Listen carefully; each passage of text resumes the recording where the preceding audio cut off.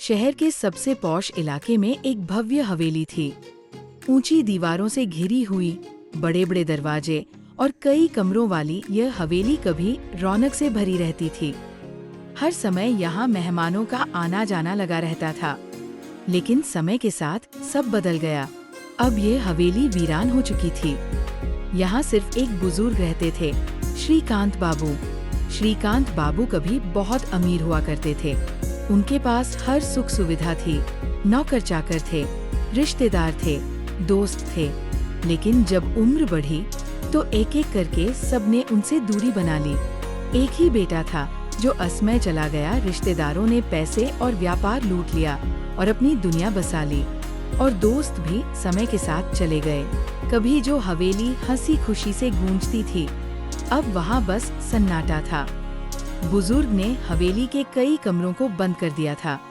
अब वह सिर्फ एक छोटे से कमरे में रहते थे। पुराने फर्नीचर, दीवारों पर जमी धूल और दरारें, छत से लटकता जाला, इन सब ने हवेली की वीरानी को और गहरा कर दिया था। अचानक एक दस्तक। उस दिन दोपहर को अचानक दरवाजे पर दस्तक हुई। वर्षों बाद किसी ने इस घर का दरवाजा खटखटाया था।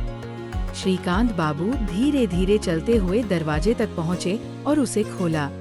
बाहर एक नौजवान खड़ा था, सादा सा कपड़ा पहने, विनम्रता से सिर झुकाए। नमस्ते बाबूजी, युवक ने आदर से कहा। बुजुर्ग ने ध्यान से उसे देखा, लेकिन पहचान नहीं पाए। बेटा, तुम कौन हो? श्रीकांत बाबू ने पूछा। युवक ने धीरे से मुस्कुराते हुए कहा, बाबूजी, मेरे पिता आपके यहाँ नौकरी करते थे, बहुत साल पहले। मेरा नाम अर्जुन है। श्रीकांत बाबू के दिमाग में पुरानी यादें ताजा हो गई। तुम्हारे पिता कौन थे वे? उन्होंने सोचने की कोशिश की। जी, रामलाल। वे आपके यहाँ नौकर थे, लेकिन उन्होंने हमेशा हमें सिखाया कि आप हमारे मालिक नहीं, बल्कि हमारे संरक्षक हैं। जब मैंने उन्हें बताया कि मैं इस शहर आ रहा हूँ, तो उन्होंने कहा कि आपको जरूर मिलूं। श्रीकांत बाबू का दिल भर आया। रामलाल, वही रामलाल जिसने उनकी सेवा कई सालों तक की थी, जिसे वे हमेशा छोटा समझते थे, आज उसी के बेटे ने उन्हें याद रखा था। बुजुर्ग ने अर्जुन को अंदर बुलाया। अर्जुन ने देखा कि हवेली की हालत बेहद खराब हो चुकी थी। वह ये देखकर दुखी हुआ कि जो इंसान कभी शान और ऐशो आराम में जीता था, आज अकेलेपन और उदासी में डूबा हुआ था। बाबूजी, आप अकेले रहते हैं? अर्जुन ने चिंता से पूछा।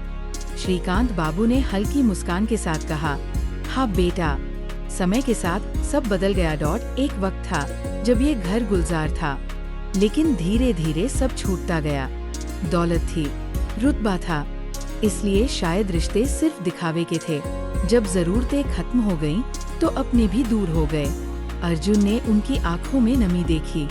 उसने धीरे से कहा, बाबूजी, मेरे पिता कहते थे कि इंसानियत और प्रेम से बड़ा कुछ नहीं होता। दौलत इंसान को कभी सच्चा सुख नहीं दे सकती। श्रीकांत बाबू चुप हो गए। अर्जुन की बात उनके दिल को छू गई।